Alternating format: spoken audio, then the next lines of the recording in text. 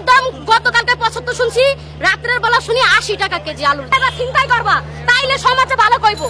Auto চালাইবে না, auto চালাও কি লিগা? অটো কেউ চালাইবে না, সবে বাস চিন্তাই করবা। হুন্ডা যাবে, হুন্ডা লাগা চিন্তাই করবা। এই সিএনজি লাগা চিন্তাই করবা। বড় বড় রান্না লইরে খাড়া করে রাখবা, ওকে পকেটে সব মাইরা দিবা। তাইলে দেখবা সবচেয়ে বড় উপকার হইছে, সবাই কেউ ভালো কাজ করছে এগুলো। এগুলাই ভালো কাজ। আমরা জানি কেউ রিকশা চালাবে না, আমাদের ব্র্যান্ডের ফিদা, আমাদের গাড়ি চলতে দেয় না। আমার সন্তান বাইর করে দিছি, আমার সন্তান বাইর করে দিছি। এখন কেন আমি না খাইয়ে মরবো? আমার সন্তান কেন বেকার থাকবো? করো কেন আমার সন্তান বেকার থাকবো?